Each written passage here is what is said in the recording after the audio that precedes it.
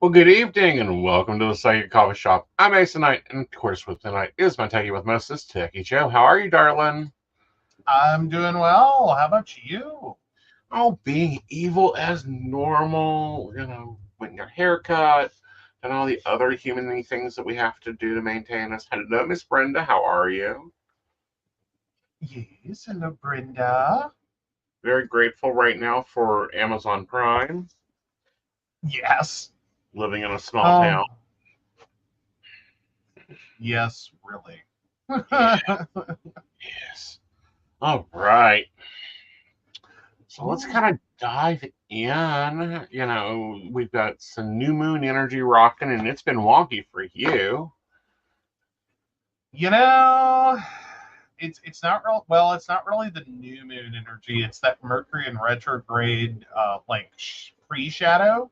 Mm-hmm. Yeah, you've always said that hits me hardest, and boy, this time Right. it has taken me for a ride. Right. Like, mm, may I point out, I hate 2012 IMAX with passion. Yes. And just say that if you're looking for a used iMac at all, please skip the years 2011 to 2013, just Right. entirely, just across the board. If Mm-hmm. you see 2011, 2012, or 2013 as the year, Mm-hmm. away. These were Right. the years they did the basically glue on screen. Right. Oh my God, that thing is fragile. Well, it is, and that's been a little bit of a project and a problem. And what I do Mm-hmm. not like, and this is one of the things I don't care for, is I really think that it's pre-designed to be bad. Well, I think more so in this situation, it wasn't necessarily pre-designed to be bad Right. exactly. It was just one of those moments where Apple did a dumb, like a Mm-hmm. really dumb, Right. in kind of like we're gonna cheapen the product, Right.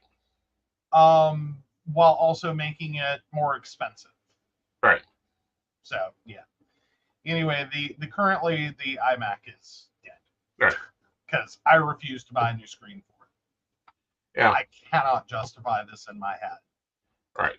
So it will get onslaughted and we will get us new.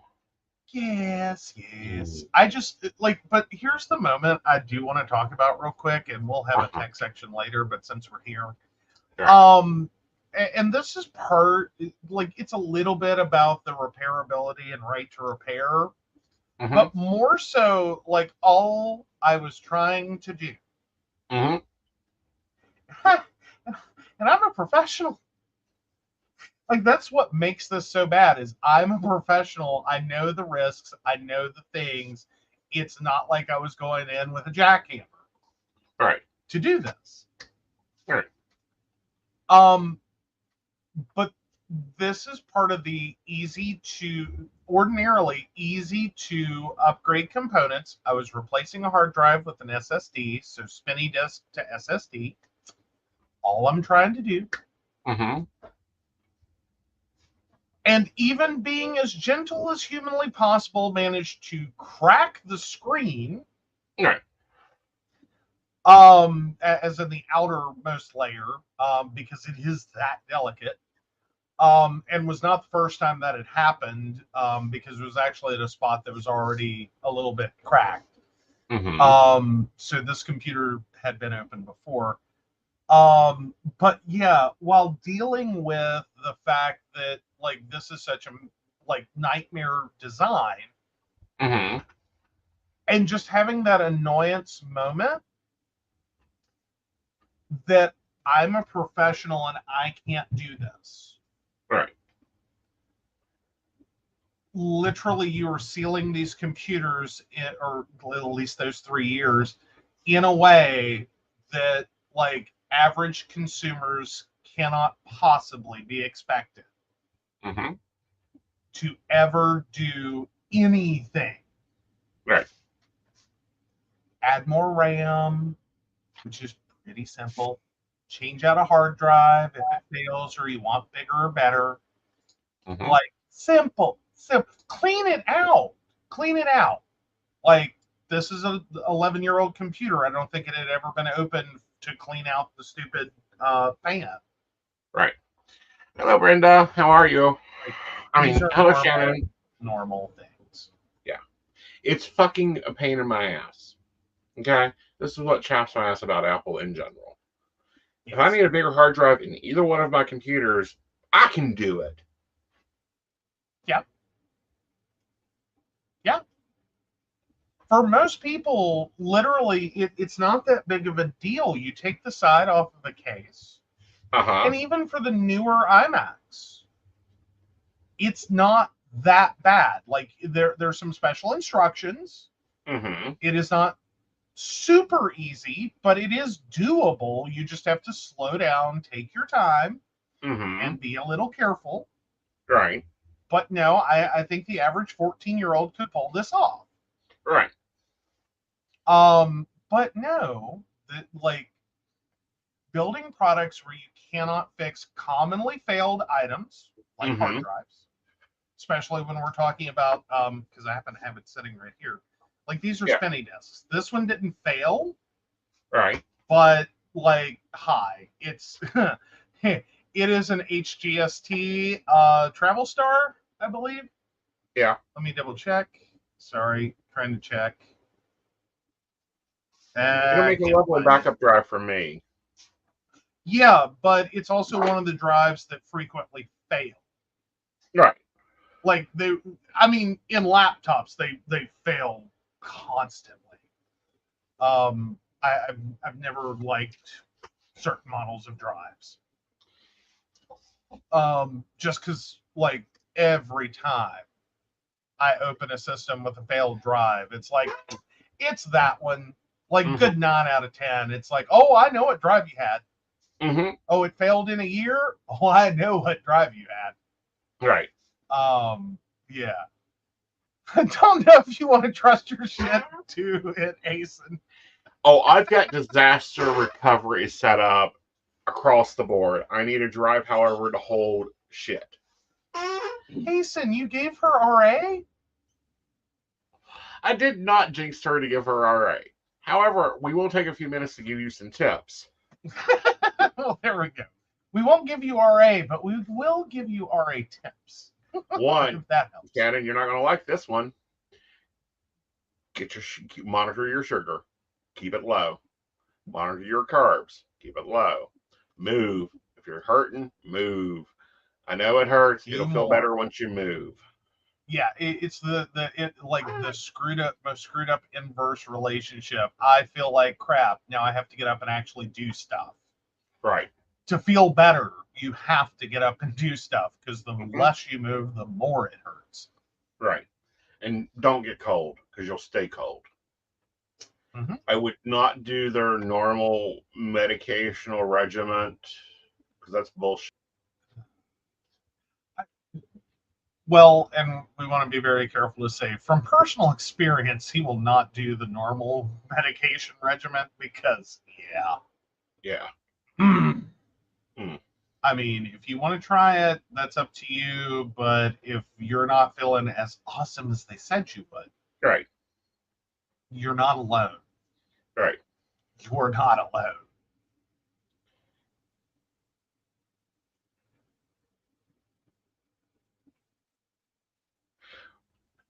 Yep. Oh. That's very So, strongly possible.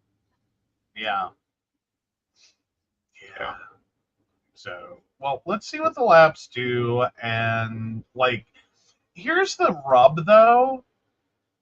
Like, a friend of mine all the way back to high school got diagnosed, and I forget which, nor do I remember the rest of the story. There's more to it.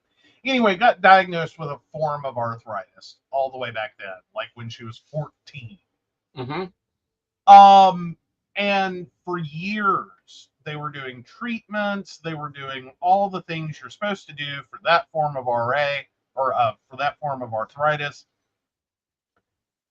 Nothing good came up for this girl. Like she hurt constantly. And so finally, after high school, I ran into her a few years later, and she was all just bubbly, happily living her life, doing anything she wanted to do, felt great. And I was like, what happened? They misdiagnosed her. Mm-hmm. It took them years to figure out they had horribly misdiagnosed her. Like, it was still arthritis, but it was a different type. So everything they were doing for what they first diagnosed her with, nothing. Right. And she was arguing the whole time. I don't feel better. I feel worse. I like this. This isn't getting better. No one listened to her until finally she got to adulthood and, pitched a bitch. I'm sure, because this girl had a temper. And they got the right diagnosis, and she got on the right meds, and everything like literally improved for her. Right. Also, if he's running RA tests, have him run Cushing's syndrome tests, because they're very close, but they're not the same. This is true. Yeah. But yeah, just hang in there. That's anyone who gets an arthritis-based diagnosis that's always my advice is hang in there. Yep. Like, don't expect them to get it right the first time or the 50th. Every doctor is going to repeat your tests. You're going to deal with physicians who don't believe you. You're going to it's a whole mess. Yep. Very much so. But no, there's something called Bright Living Diet. Let me make sure that I'm saying it right.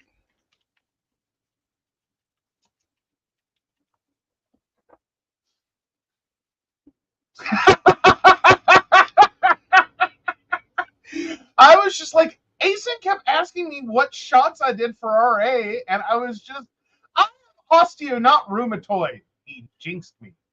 Uh-huh. That's what Shannon just said.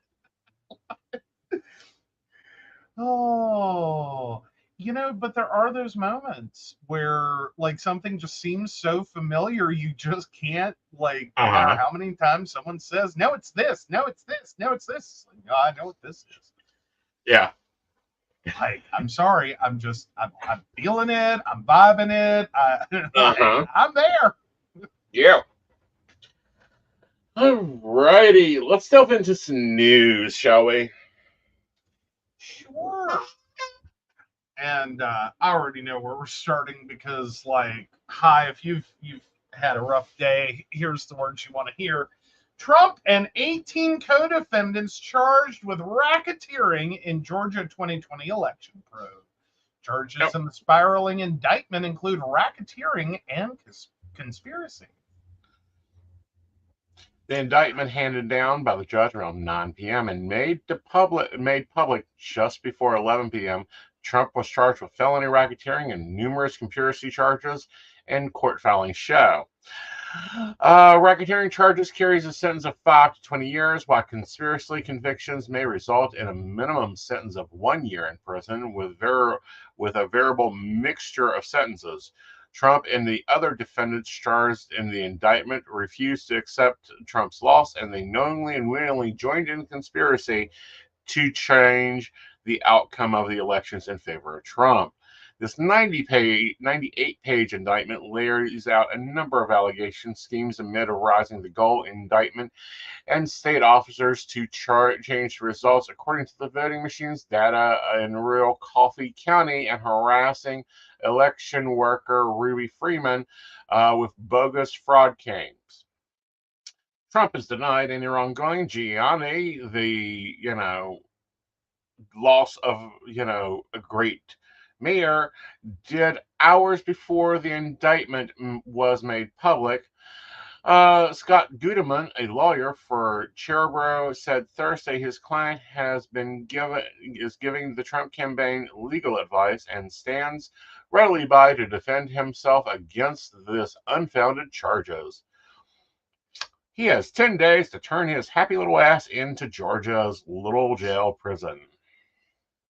Sorry, this is the best quote ever. Sorry, I was reading just a little past that. Ellis, meanwhile, tweeted Tuesday morning the Democrats and the Fulton County DA are criminalizing the practice of law. I'm sorry, I thought the practice of law was about criminalizing bad behavior. I'm sorry, it just kills me. Like, what did you think the DA did?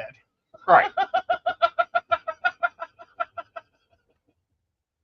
I'm sorry, I know I read that a little off, but still.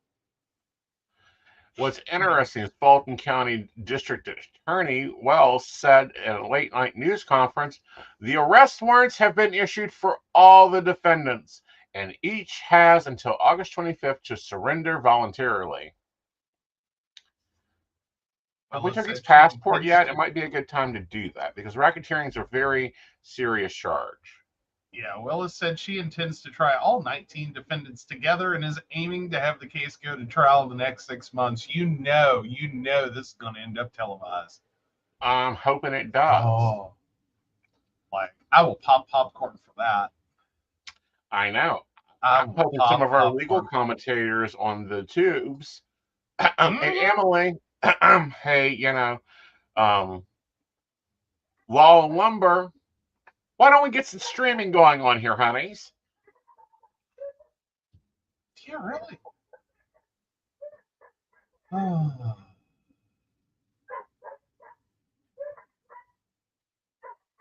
Oh, the indictment also focuses on the so-called fake electors, people who signed a certificate falsely declaring that Trump won Georgia in the 2020 election and that they were the state's official electors. A number of the bogus electors struck immunity deals with Willis's office in the past few months, court filings show. Though through the indictment, prosecutors number at least 30 unindicted co-conspirators, a fair number of whom are alleged to have participated in the fake elector plot. Something tells me this is going to be a real short trial. I don't know. I just wonder how many plea deals are going to get struck here. They've already done 30. I don't think they're arming up to do 18 more. I think they're intending all 19 are going to go to prison. Yeah. There is an odd thing here, and I just wonder. Well, I said short trial. I just saw the panel heard from 75 witnesses in the special grand jury. So that'll take a minute. I just wonder what's going on in Vegas right now. Okay.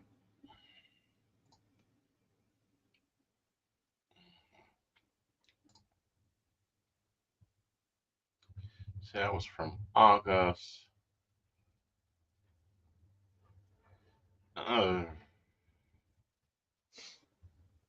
Sorry, I can't keep up with how many places he's being tried, indicted, investigated, scrutinized. Well, there's 4 main cases. One is the federal election case in the District of Columbia. Yes. Then there is the Georgia election indictment. Then there's the federal documents case in Florida. Then there is the New York State case related to hush money to Stormy Daniels, falsifying business records 4 years. Those are the 4 main ones. Yes. Like that's a lot of very major charges to be dealing with, while also thinking you're going to get elected for a second appointment as president, or a second term, so to speak, as president. Re-elected as president, I guess is the better way to put that. That's a lot to take on. Interesting. I figured Vegas was already into this. The odds are 15 to 6. But he'll serve jury time before 2025. Oh, nice. Oh. Do you ever wonder if he's going to hit a point in which he can't bail or bond out? See, that's just it. They keep releasing him on his own recognizances because he is technically in the custody of the Secret Service. Well, true. I can kind of see that is like, there's a lot of people you can shake. Secret Service is hard one. No, they're very hard to shake. Ask the Reagan children. They never got it done. Hey, there you go. But no, I'm just. I have to highlight this because, yeah, I'm like. Well, I still like, real quick, while you're grabbing that, because I had this pop in earlier. CNN, Trump indicted. MSNBC, Trump indicted. C-SPAN, Trump indicted. The Weather Channel, Trump indicted. Fox News, is an egg a fruit or a vegetable?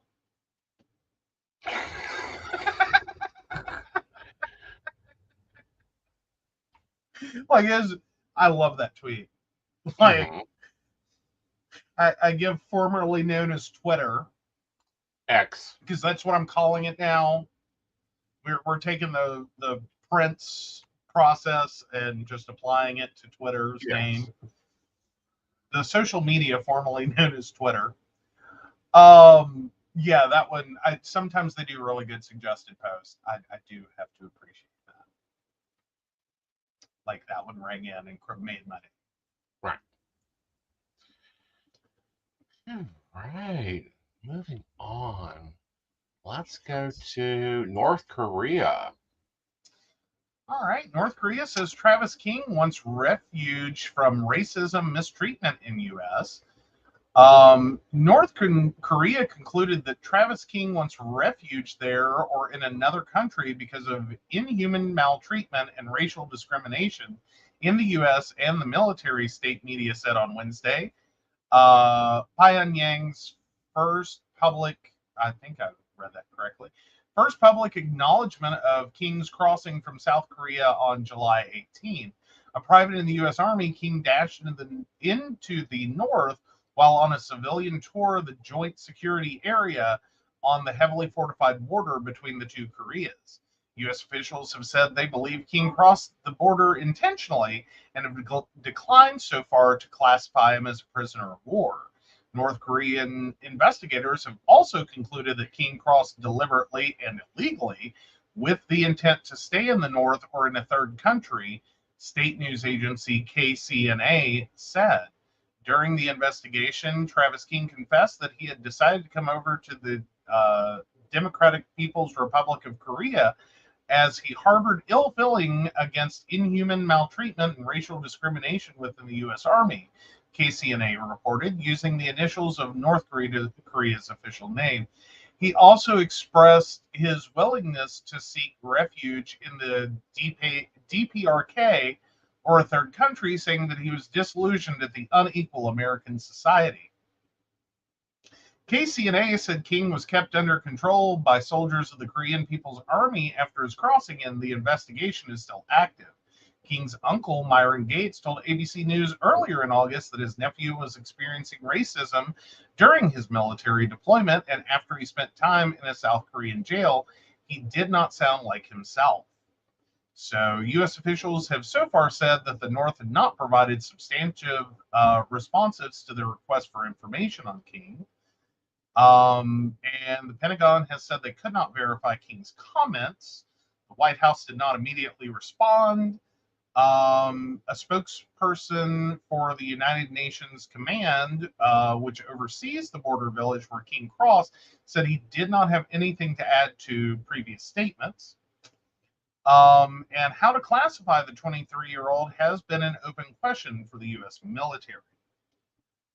So as an active duty soldier, he might appear to qualify as a POW, given that the United States and North Korea technically remain at war. So yeah. But apparently he see, I don't see him as a POW. Yeah, well, factors including King's decision to cross into North Korea of his own free will in civilian attire appear to have disqualified him from POW status, U.S. officials have said. So, Yeah. Yeah. So here's my thoughts on this. He is, oh, what did they used to call it when Russian soldiers walked over to the U.S.? Help me here. Oh, there's a little bit more going on with this story. So Okay. King joined the U.S. Army in January 2021, is a cavalry scout with the Korean Rotational Force, which is part of the U.S. security commitment to South Korea. But his posting was dogged by legal troubles. He faced 2 allegations of assault in South Korea and eventually pleaded guilty to 1 instance of assault and destroying public property for damaging a police car during a profanity-laced tirade against Koreans, according to court documents. He was due to face more disciplinary measures when he arrived back in the United States. King had finished serving military detention and had been transported by the U.S. military to the airport to return to his home unit in the United States. Instead, he left the airport, joined a tour of the broader area, where he ran across, despite attempts by South Korean and U.S. guards to stop him. Yeah, so, well, trying to figure out what he is at this point in terms. POW is kind of off the table. He's not been forcibly detained exactly. Right. Maybe he'll meet up with Snowden. Do I know? Maybe he'll meet up with Snowden. Snowden? Mm-hmm. In North Korea? Well, you know, Snowden's in Russia, North Korea. It's just in the same neighborhood. Well, yeah, kind of. But no, I don't even think defector works, because defector kind of has the connotation that you left for like persecution or to aid in calling out, you know, a perceived injustice. Which, I mean, maybe like we would really have to like dig into his claims of inhumane treatment and all of that. But right now there's not really a good word. Yeah. Like, you know, and there's questions of mental status. It's more like avoiding extradition, but I don't know that there was really an extradition to be avoided, right, so much as fear of what would happen to him when he returned to the U.S. Right. So basically, he fled. Mm-hmm. Additional charges AWOL. And additional, yeah, he went AWOL, and due to his, perceptively, he went AWOL because of his legal troubles. Right. I mean, I think that's basically what happened. Mm-hmm. Like, again, without being able to validate any of the statements that have been attributed to him, or to really get a handle on this. Mm-hmm. This is a very muddy water situation that doesn't right. have good terms. Right. And I think that it's very, very muddling. A little bit, yeah. There's not a lot of good there. Alrighty. So moving forward, let's go into this interesting fact on divorce. So 46% of divorced couples say this was the #1 conflict in their relationship, and it isn't money. Nope.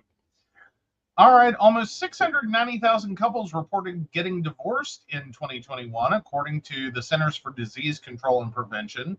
That's about half the number of couples who reported getting married. Most couples file for what is called a no-fault divorce, which means you can dissolve your marriage without showing that either party has committed any wrongdoing. That doesn't mean that the union ended without friction, though. There are a handful of commonly cited factors that couples feel put a strain on their marriage, according to a Forbes advisor survey. The biggest conflicts divorced couples encountered are career choices, parenting differences, division of household labor, relationships with family, relationships with friends, finances, health choices. Almost half, 46% of those surveyed, said career choices were the biggest source of conflict in their marriage. Parenting differences came in second at 43%. So literally 89% of divorces are happening because of career choices and parenting differences in that 690,000 survey. Does that surprise you? A little bit. Yeah. Not because, those aren't major issues and I can see them causing major strain in a relationship. I just kind of would have thought finances would have remained number one. Right. Now it's fallen. Now it's it's fallen. And here's why I think it is. Because a lot of men base their identity on their career. Mm-hmm. Now, if we look back at 2021, it was a big shift in career. Mm-hmm. I mean, a lot of businesses were closing. A lot of people were losing their identity because they lost their job. All this is going on. So I find that interesting. Oh, yeah. So only 5% of divorcees say there was no way their marriage could have been saved, the survey says. A whopping 63% said that having a better understanding of commitment prior to marrying could have helped them avoid divorce. And more than half said that they had had a better understanding of their spouse's morals and values prior to getting married, they might still be together. So interesting things to think about. It is kind of important, and apparently very. Right. I'm just wondering what career choices we're talking about here, and how far off on parenting does one get? Like, what? I feel like I'm missing something here. Like, well, are we talking about like overall? Like, I want free range children. I want to beat our children religiously until they turn 18. Like, how far off do you get on parenting differences? Well, I think you can get off a lot on parenting differences, whether it's in the boarding schools or to keep them in public school. Whether acceptable for a 5-year-old to be up at 10 p.m. at night. What is grounding? These always seem resolvable. I think they're just things you should expect to have to work through, that we're not always going to agree on this. Right. That people got raised differently, that people, hit a situation, go, I don't see a problem with it. Right. But, let's just throw this at our household. We have a different way of handling the animals. All three of us handle them differently. Mm-hmm.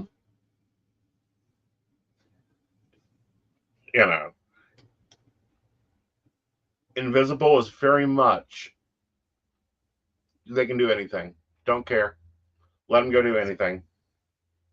As long as they don't kill each other. Basically. Yeah. And even then, it's like, but they were provoked. I watched it happen. Yeah. Like, he defends when I go to scold. I'm very much their children. They will behave and they will do their jobs. Fair enough.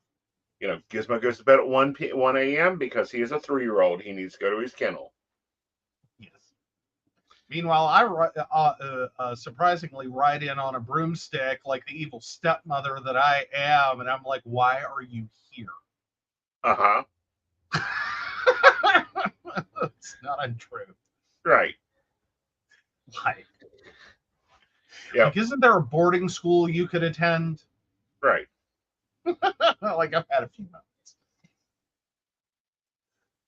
Like, I do genuinely appreciate and care for the animals. It's just, one, I have some things I literally cannot do. Like the level of nausea that comes with the smell of pet food just kills me. So I'm there's no hope of biting the hand that feeds them. Right. Because I don't. Right. Like, that is someone else's choice. Now, I will take care of water. Yes. Like, I don't have a problem with that. I will do water. And you're bad about giving them snacks. Mm-hmm. Mm-hmm. Well, I have to make up for the fact that I'm riding in on a broomstick normally. I know, and I get that, but, if there's a choice between going to this daddy or going to that daddy, they will go to that daddy for the Oreos. Well, yeah, because they know. Well, not Oreos. Like that's Yes. only for the Pomeranian. Um, but now the gingerbread men that are actually a dog treat. Yes. Like I do hand those out kind of free willing. Yeah. Like, but it's with the general idea of like I have given you snackies, lots of snackies. Please be quiet. Like this is the exchange rate. Is like I expect a volume of like 1 for a set period of time based on the number of snackies. Right. But at the same time, if there's this, like I'm the only one that disciplines. You are. Like literally, I'm the one that yells. Like came in today, cat. Anna was very close to the door and did not belong where she was because she doesn't need to be that close to the door. Yeah, I'm the one that had to back her off. Yeah. Yeah. Yeah, the invisible and him are the softies. I'm the enforcer. Well, yeah, because again, broomstick rider. Yeah. I mean, I work it out, and technically it all works together. I mean, it's not like I hand them the box of snacks. I'm better than this. True. But yeah, you'll get extra snacks from me, and all of our pets are like totally normal. Yeah. Like, don't be concerned. It's not like we're sitting here with like a toddler aged Australian Shepherd with diabetes that is big around as a keg. Not yet. That's not yet. He's working on it. No, actually, he's not. Have you paid attention recently? Yes, he's lost weight. Yeah. It's summer, honey. He's been running his ass off. Yeah, he has been very right. Brenda's like, I've always ended up having to be the mean one. Yep. Now here's the thing though with like pseudo parenting, because that's the best I can claim. Because if you don't parent your children, I will. Like, do not have me babysit your child. Right. If you want to go like full free range, I don't. And when I say free range, I'm talking not necessarily what is technically considered free range parenting. I'm talking that like wild, free, crazy, feral parenting that gets frequently labeled as free range. Yeah, no, if you're feral parenting, which you will always say it's free range. But if you're feral parenting your child, do not send them near me. I will fix this in a minute. Right. Because no, we are not doing this. We are not doing this. No.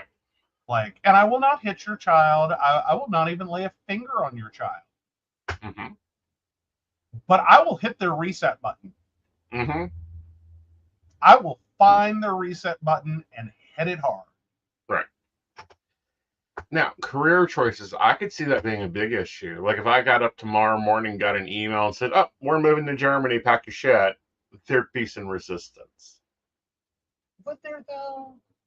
Yeah. I can enjoy Germany. Yeah. Like, are we talking Berlin or are we talking like some weirdo place no one's ever heard of? Probably outside of Berlin. Yeah, Shannon's like, I'm good with that. Like if we're talking suburban, like Berlin bedroom community, again, I could be good with that. Yeah. I could be very good with that. But like if we're talking like the German equivalent of where we are now, oh, I'm gonna be 5 kinds of mad. Or like, LA. Yeah, no, I've wanted to move to LA for years. Every person I get into a relationship, nope, don't like an earthquake. And I'm like, they happen here. I don't have a problem with the earthquake. I have a problem with like just the like that's hot. Yes. Like, that's incredibly hot. Like, do you know how hot California is? Do you know how expensive it is to live in California? Yes, and I also know what my pay is in California. Well, fair, but still. Yeah. Still. Yeah. It's like, And again, like, are we talking like LA, or are we talking like way out of LA and it's more like we live on a dirt farm? Right. Like again, different things. Like, No, like West Hollywood, somehow. LA, or China area of San Francisco.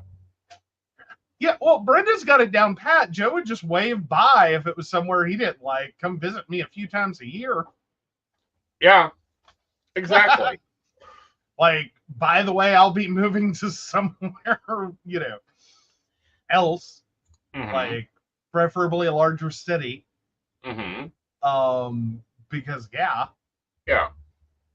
I mean, well, because technically that would probably be how the situation would run down. Is like we would either be selling or renting out this house, so I'm gonna have to move. Right. So yeah, I'm not moving like 3 doors down or something. Right. Joe would be like, try to smuggle me in this list of snacks.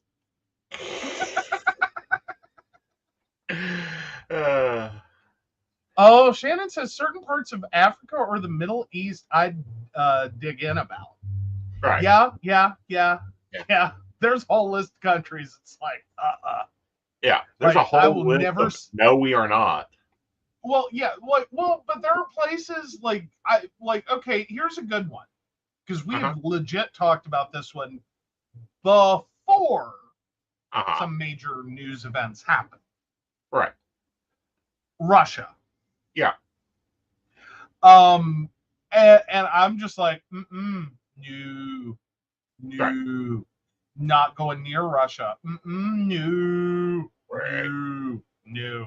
I'm sorry, I am too suburban and white for Russia.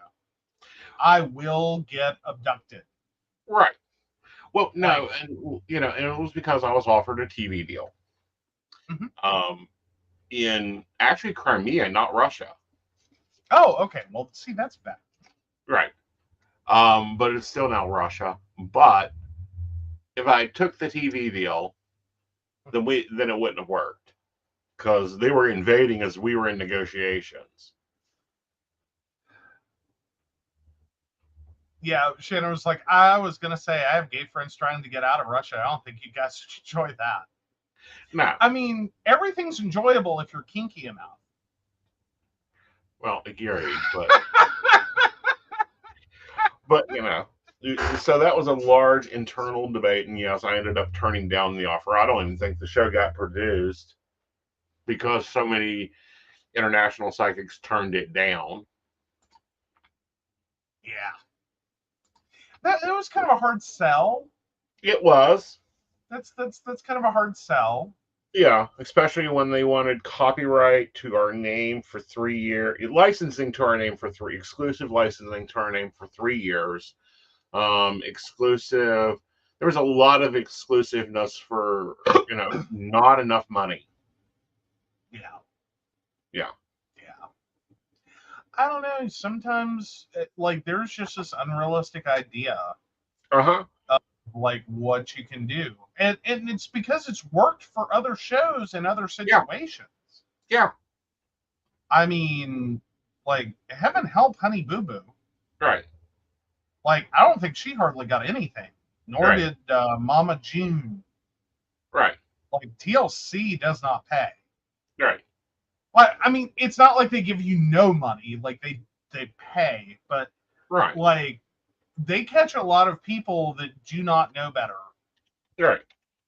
And it's like, no, you're gonna I understand first year maybe you do a light contract because maybe the sells, maybe it bombed. But by the time you have a ratings hit, right, and you're going back for that second contract, oh yeah. But it seems like a lot of these are just nope. Well, see, and that's what a lot of Best American, what was it, next I'm sorry, I've been Next up, pitched a few shows. What is it? Next? America's Got Talent. I don't know. There's a lot of Next these shows. Psychic. Oh. America's Next Best Psychic. It was Korea. Anyway, it was one of those next best, whatever psychics. Yeah, it was the Psychic Challenge. Sorry, I had to pull up documents. Yeah. Again, 3 years is a long time for, only $25,000 per episode. Like, and 25,000 sounds like a lot of money. Yeah. And for a lot of people, it truly is. Small problem there. Right. The level of engagement. Right. And the things that you're inevitably going to have to go through, because, I'm sorry, have we not watched enough reality television since the 90s? Right. The crap you're going to have to put up with in your life because you have been on a TV series. Right. Is not worth $25,000. Right. Like, unless you're trying to spin it into something else and you're just like, I would do it in a back room with an ugly producer. Right. To get on television. Yeah. And that's generally about the level of desperation they tend to look for. Right. And it's like, no, not what I'm looking for.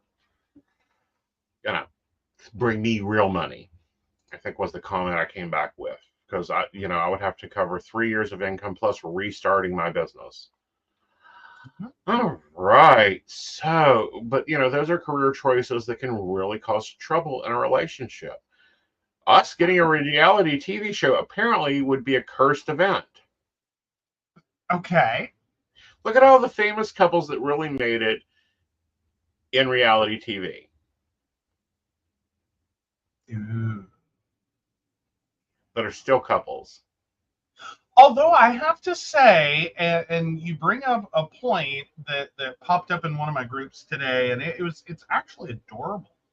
Okay. Let me see if I can find it, because it was kind of cute, actually. Let me look at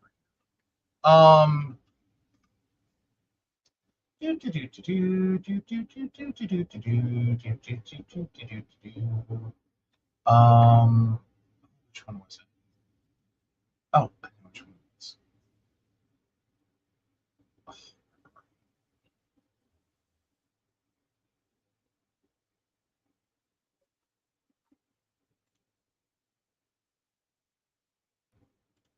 Okay, so Survivor.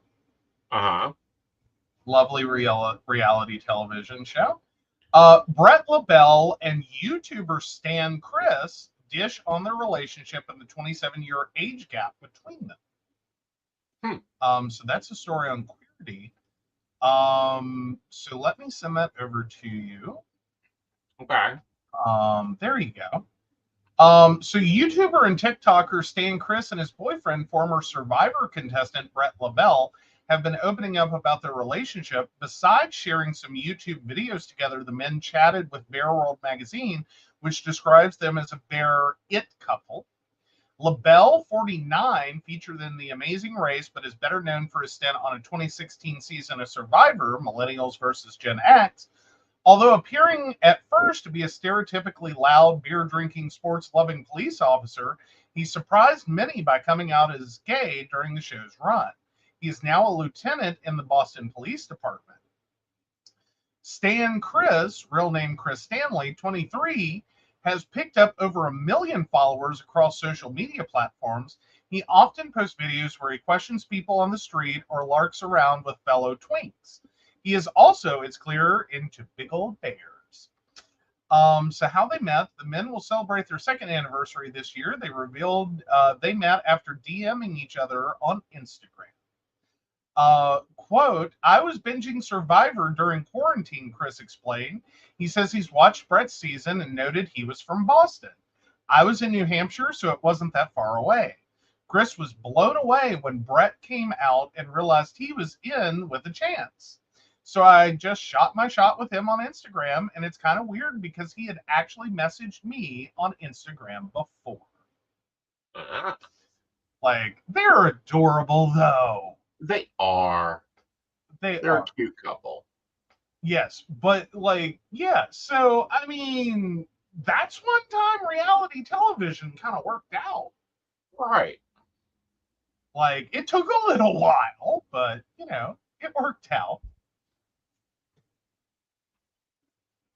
Like, I think it's cute. Right. They're both very pretty.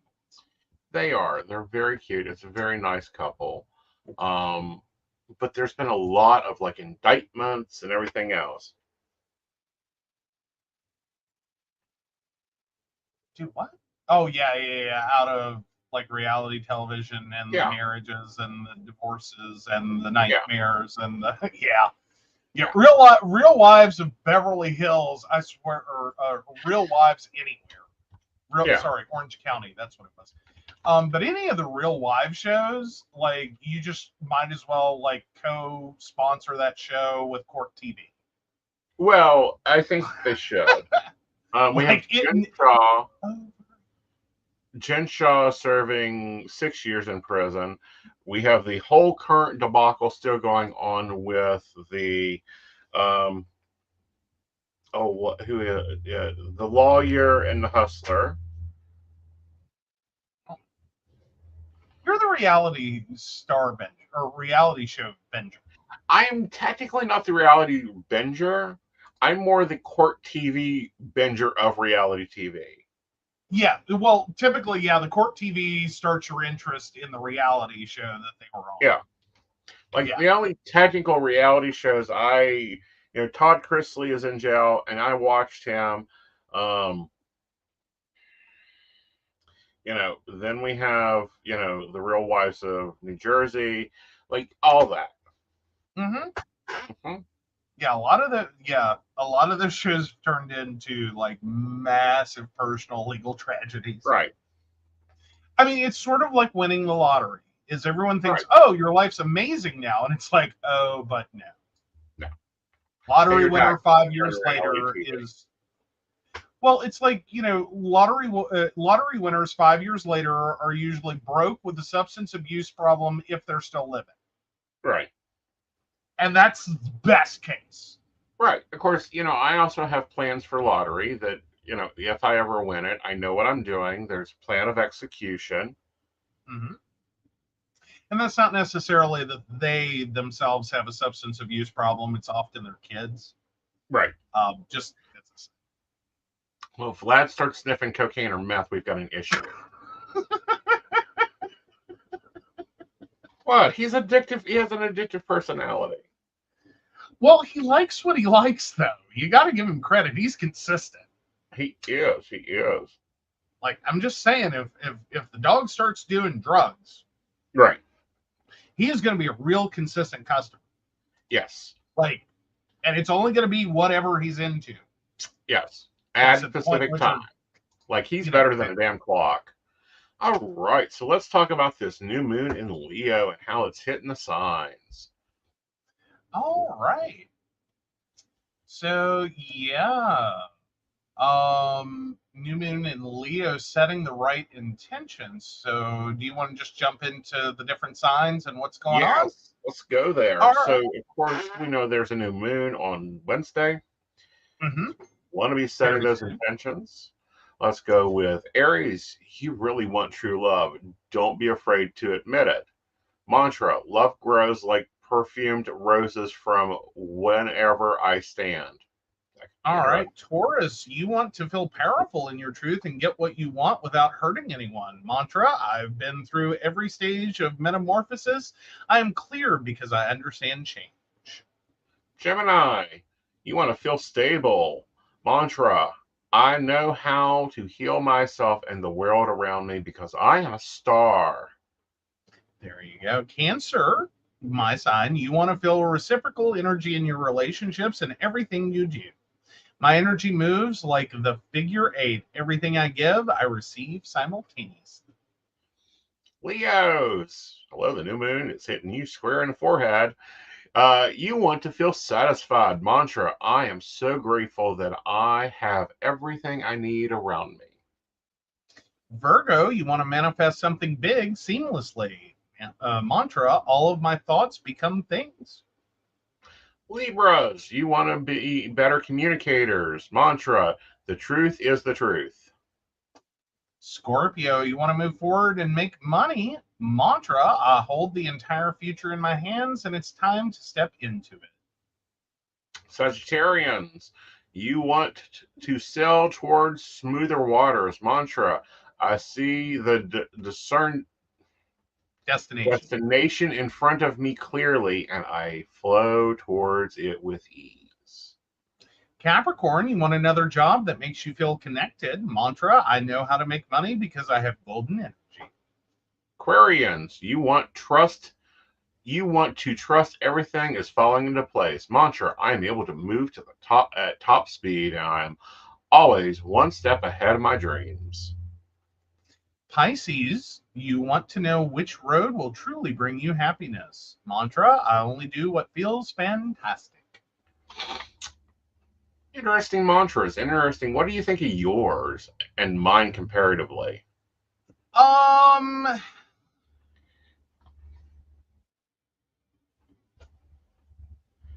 think they combine interestingly. Like, because, okay, his is you really want true love, don't be afraid to admit it. Mantra, love grows like perfumed roses from wherever I stand. And mine is you want to feel reciprocal energy in your relationships and everything you do. Mantra, my energy moves like the figure eight. Everything I give, I receive simultaneously. I think that's going to be interesting. Yeah. I think that's going to be interesting. Yeah. Right. What you thinking on it? Yeah, I think it's interesting how they comparison. Like they play off each other very well. Mm-hmm. Mm-hmm. Oh, and Brenda, Shannon, what are y'all doing over here? Fighting over forks. I've never seen so much conversation about forks. Yep. Are you forking kidding me?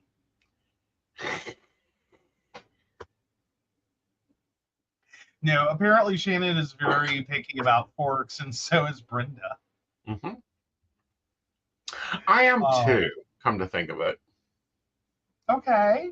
Because we have two different forks in our current set, and I like the shorter ones. Which is really confusing because I hate those. I know. Because it's like, I don't know, it feels weird.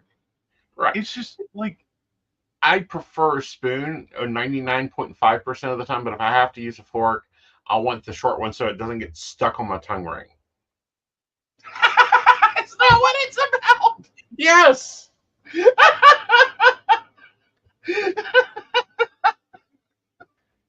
Things they don't tell you about tongue rings that you have to randomly find out from people with tongue rings.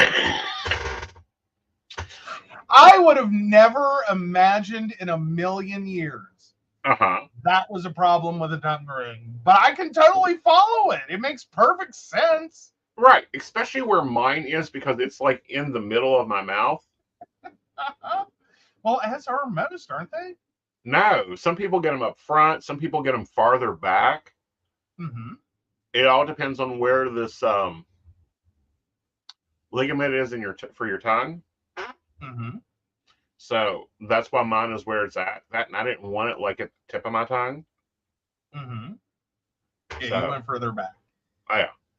But no, like, well, and here's the thing, like, I never had an interest in getting a tongue ring myself. Mm-hmm. Like, I know a lot of other people did. So I've never ever looked into what all that entails or what, like, it never occurred to me that it would even, like, this sounds bad, but it never even occurred to me that it would be interesting to find out, like, what life is like for someone with a tongue ring. And then even living with you, like, we're about to hit 6 years. Mm-hmm. I did not know that's why you like the shorty forks. Yeah. I like the shorty forks because it doesn't get stuck in my tongue ring. I like at least 2 cubes of purchased ice in my coffee, no more, because otherwise it becomes a hot piece of metal. Or if I've got the other one in, it's will melt it. I've melted the acrylic in my mouth to bend the bar with coffee before. Ice cream is fun. Like, I don't eat a lot of ice cream because of the same effect. Oh no! Yeah. Oh no! Yeah. Oh, I will say though, the most interesting thing, and you got abandoned to do this yourself. I normally would not have thought it would have been a thing for me. Mm-hmm. Because like we all have to like clean any kind of like jewelry, like if it's earrings or whatever, and would not have thought twice about it until I did it once, and I was like, "You can clean your own tongue jewelry from now on. I want no part of this." Mm-hmm. Oh my god! Mm-hmm. One just like because my first assumption was it had been a while, and I was like, "That's effing nasty," and it's like Mm-hmm. I cleaned it last week. Yeah. And it's like, oh, no. Yeah, I know the things you learn on this show, you know? Yeah. Like, yeah, no, the things that happen to tongue ring jewelry and like needing to be cleaned are no, Yeah. no, no, no, no, no, no, no. Oh, see the. Okay. Shannon brings up a good point, but let's talk about it. Tongue ring, not bad. It's easy to clean. Pop it out, clean it, put it in. Nipple rings, especially where I've got the gilded ones, which means I have the crossbars. Those are a fucking pain in the ass to keep clean. Really? Yeah. I've literally never had a problem. Sorry, those of you just finding out I have nipple rings. Family members included. If you're watching the show, you know. Like I never ever had a problem. Mm-hmm. I literally never had a problem with like. Now I will say one took forever to heal up, Mm-hmm. and like it did have a lot of like early on like Mm-hmm. cleaning like dead skin accumulation and things like that. Right. But like I don't know, it was probably like 2 years of that because it was a really slow healer. Right. But before it got happy, so I had to clean the daylights out of it Mm-hmm. for those 2 years. But then after that, it's like I can take care of this in the shower. Mm-hmm. Like I don't really, it's not like effort. No. It's like 10 seconds of my day. Right. But the other part of those, like the salt soaks, Mm-hmm. those take a bit. And for me, I think I Wait, have a you're higher still having acid to do because I have to salt? replace my jewelry about every 6 months. You're still having to do salt soaks? Yeah. What the hell? Yeah, honey. Like if I get into like if we go to a lake, I have to go and salt soak because otherwise they get sore. Okay. Yeah. Again, Not your experience. not my experience at all. Yeah. It's like, Christmas we're gonna have some fun because you're gonna have to get the uh whatever the things are. The snappy the hypodermics so that we can replace the jewelry. Oh, okay. Because it's getting time to replace it. Yeah. Yeah. Okay. Yeah. It's like earrings, they're a fucking nightmare for me. That's why I rarely change mine. I finally gave up on wearing earrings because I have the one piercing. It was double pierced.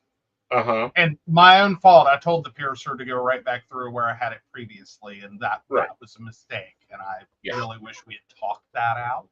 Mm-hmm. I like, but it was a piercer who just didn't care. Like, whatever you want, dude, that's what I'll do. Mm-hmm. Because So I end up, I do what now? It was a scraper.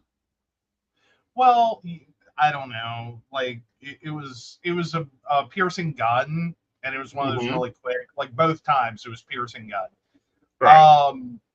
But what ended up happening is that Right. internally I have two tracks in that ear, Mm-hmm. and they cross each other. Right. And so trying to put an earring in that ear, like, and they're like different, well, they may be the same diameters now, which would be worse. But basically, I have one track that internally is still open, but externally is closed, Mm-hmm. and then another track that crosses it that Right. is internally and externally open. Right. So when I try to put an earring in, though, occasionally if the earring wiggles at all, because like this looks like it'd be really easy, but imagine this at the scale of my ear. Uh-huh. Yeah, it accidentally pushed the stem of the earring in wrong, and Yeah. And no, you yeah, don't change out nose rings unless you have to, and carry piercings, I wouldn't change either. yeah. Yeah. All right. So up to you, our favorite side of the show. Oh, cartilage piercings, I don't change out. Yeah. Okay, I was questioning that one, but we'll go with it. Cartridge piercings, I wouldn't change out either. I actually have both mine done, had both mine done, and if I get them redone, which I've highly thought about, um, then I'm going back to a piercer and having them do it. That is much easier than going to like Claire's or whatever to have it put in. Oh yeah. All All right, right. so So Joe, are you the asshole this week? am I, and guys, I kind of picked this one randomly, so forgive me if this is not as awesome as I thought it would be. Right. Am I the asshole for causing my siblings to lose massive amounts of money when they need it most? This is a messy situation all around. Sometimes I feel like my actions are justified, while at other times I feel like I'm just plain wrong. This is where it had me. I was like, we're doing this one. Yeah. Anyway, my brothers, sisters, and I do not have a great relationship. We're all low or no contact with each other. I have a great job that pays very well while they're barely making minimum wage or living off their spouses. During our parents' last years, I was the only one in a position to help them. I paid for whatever care they needed and made sure they were comfortable. My siblings sometimes visited our parents, but none contributed to their care. I also paid the taxes and maintenance of their house. We never discussed their wills beyond them letting me know they existed. When our dad passed, he left everything to our mom. When she passed, I was shocked. I thought the estate would be divided equally between the children, but instead, the bulk of the estate, almost all of it is in the house, was left to my siblings. My portion was a minority 5% ownership in their house. Mom wrote letters to all of us, and in her letter to me, she thanked me for taking care of her and explained that she left me so little because I didn't really need it, while my siblings need all of the help she could give them. The shock turned into hurt as I did more for my parents than everyone else.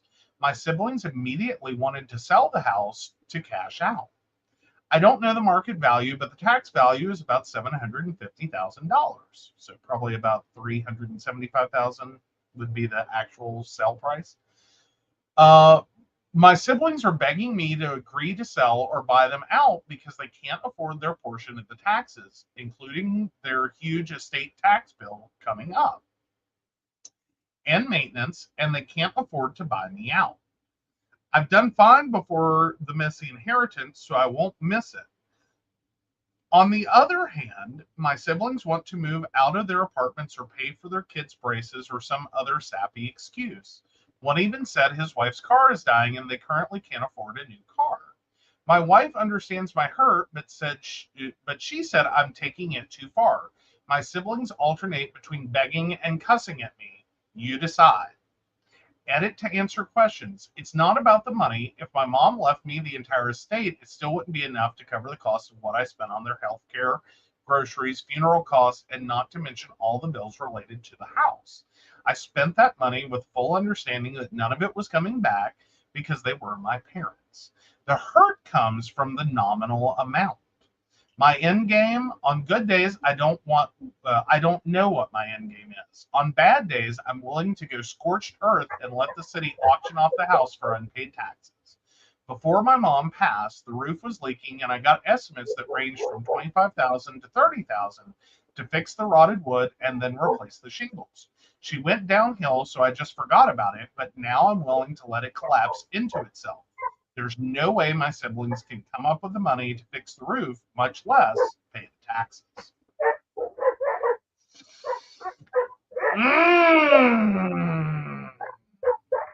So there's an emotional trauma Right. that this will has created, and how this parent decided to split the assets, Right. and their motivation behind it versus how the recipient, the beneficiary of that will, feels about this occurring. Right. Well, I'm going to probably have the unpopular opinion. I don't know. You might have the popular opinion. Take it away. The mom's the asshole. Sell it and move. Move on. Tell your siblings to go jump in a lake.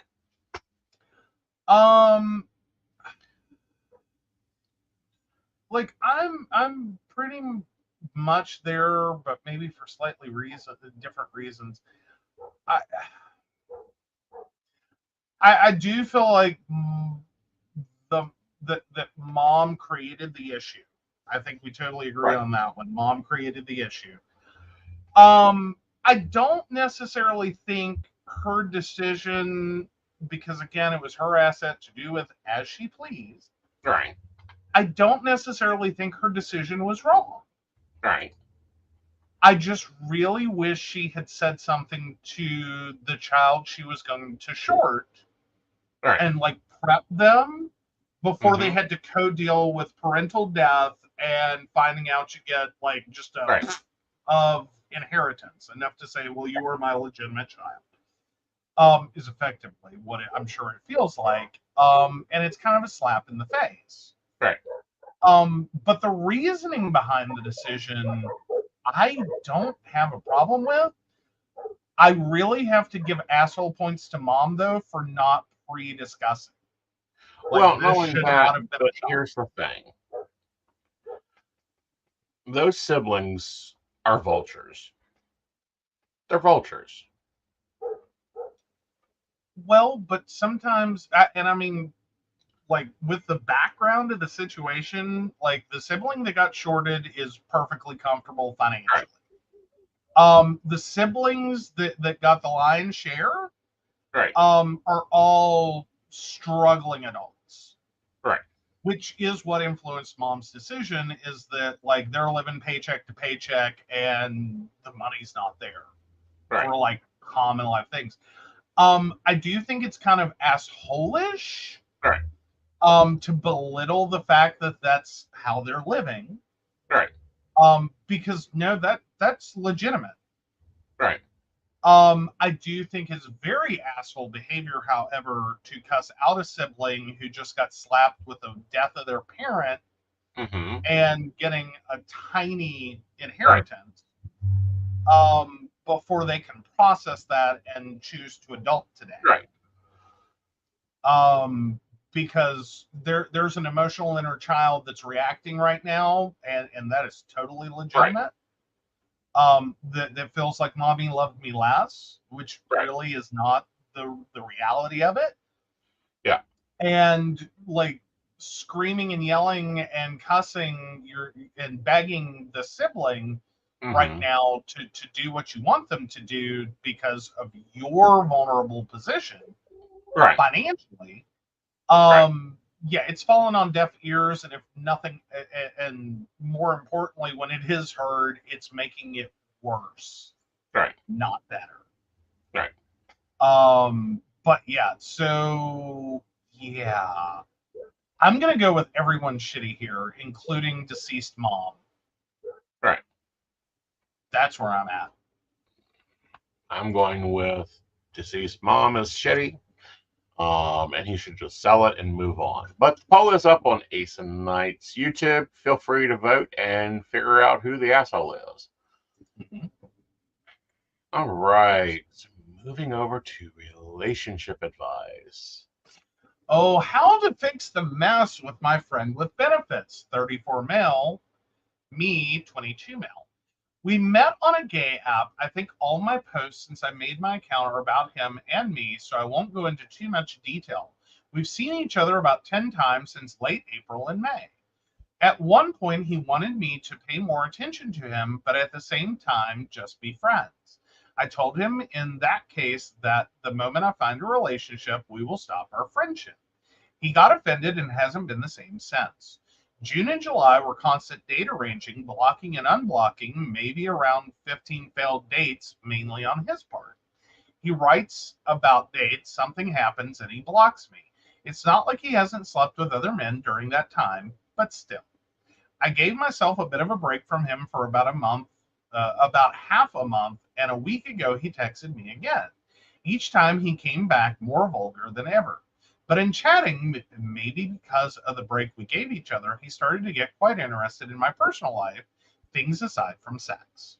We got along pretty well, and I'd say deepened our relationship slightly. So yeah, to the story of what that happened today.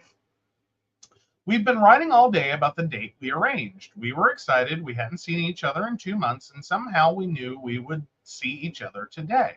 We arranged to meet in a somewhat crowded square. I came early. He was running a bit late.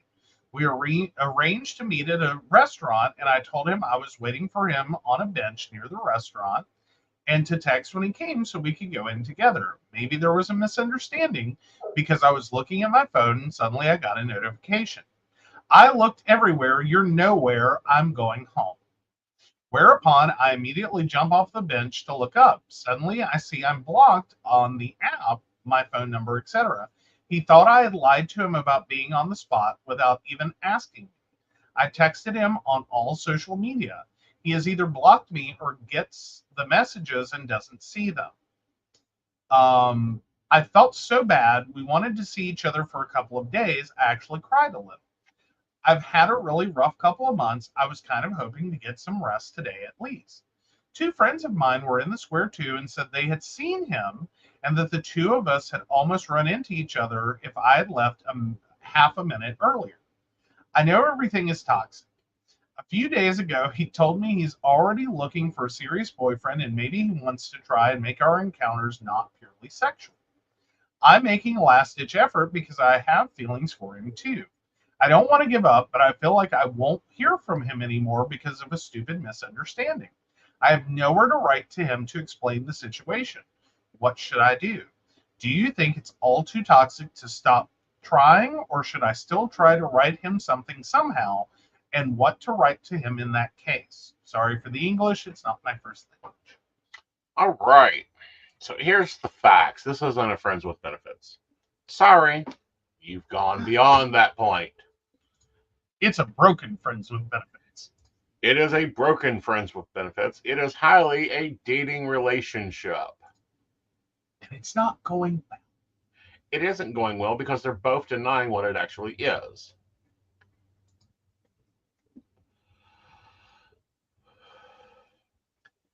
Fair enough.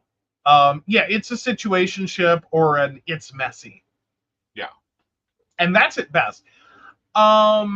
So yeah, so where are you in terms of, but is this a go forward?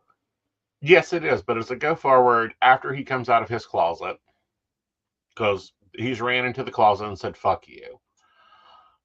That's what I call this block on everything, block on app, and then you come out and you unblock and you go back and you reblock. It's like, no. When he comes out, it's like, no, we're either dating, which means you're here every Friday night at 7 o'clock with bells on, or we're not doing this.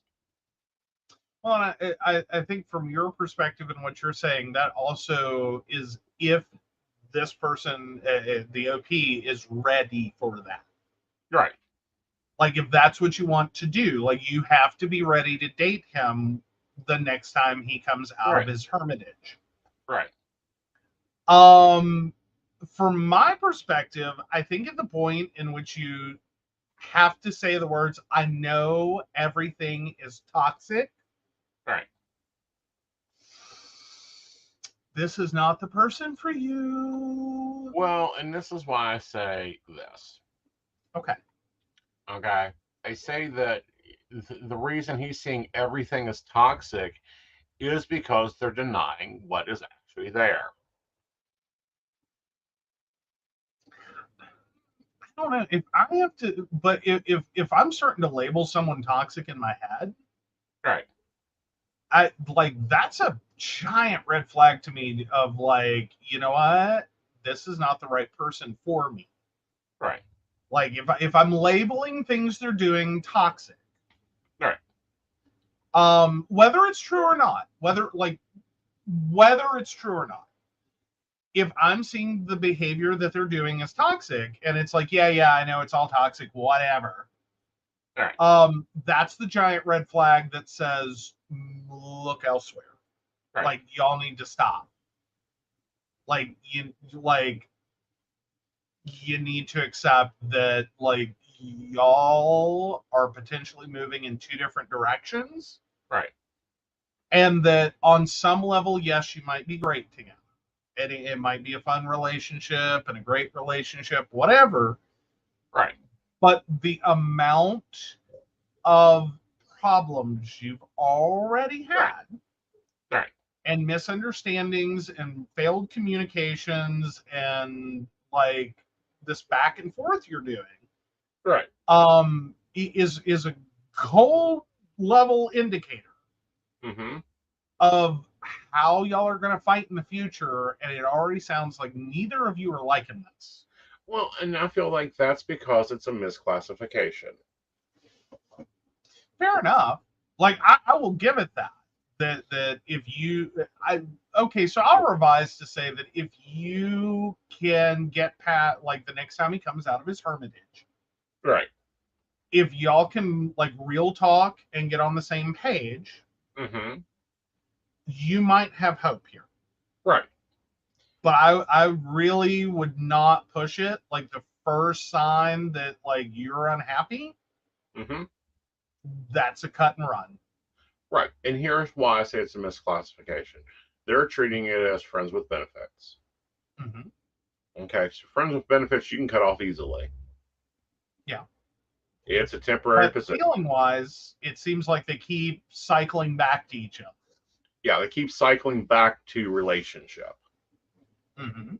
Mm-hmm. So with them cycling back to relationship, that's where you have to come into question. What is it really? And what it is really is a relationship misclassified, and they're behaving in one situation when their feelings are for another. Mm-hmm. Yeah, I don't think either of you, at least with each other, are capable of a friends with benefits. Like Right. that's got to stop. Yeah. I highly recommend, because of a few statements in there and some few comments in there, that you start with an open relationship, because I think that's what y'all two need Mm-hmm. by your behaviors. Yeah. Yeah, I don't think there's going to be a monogamy here. No. But it sounds like there also has to be a lot of understanding for each other. Exactly. That you're going to have to get on the same page real quick. Right. Because if y'all can't get on the same page, this is going to be toxic, and it's going to be Right. fireworks of blow up. Right. So, good luck with that. Right. All right. So let's get the poll and see if you're the asshole this week. Oh, Brenda says I don't have the energy or attention span for the block and unblock bullshit. Right. Like Well, I will out myself. I have a tendency to block Google, in a breakup. Mm-hmm. Like I have a tendency to block in a breakup, but that's partly for me and partly for the other person. Mm-hmm. But yeah, if I have to go back and forth on that, like that also is a red flag for me that like this is not working. Right. And this is what I don't like about this feature, and then we'll go to the poll. Okay. I do not like the block unblock. It is not the bathroom door. Okay. All right, because this is what people are modernly using this block feature, unblock feature for. Go back 40 years, you get upset, you run to the bathroom, you slam the door. or you run outside, or you go in your car, or whatever. That's what people are using the block feature, is to shut off communication. Okay. Well, and it is, I know for me, it's when I feel like I'm about to get dragged into saying something I can't take back. Right. Or I'm having things said to me right. that are like, I really don't think you mean that right now. You mean it right this second, but you're not going to mean that in a few days. Right. So before I sit here and read this and get angry and like someone gets the ability to be lost forever, let's all just take a chill pill, and just stop talking, because no good is coming of it.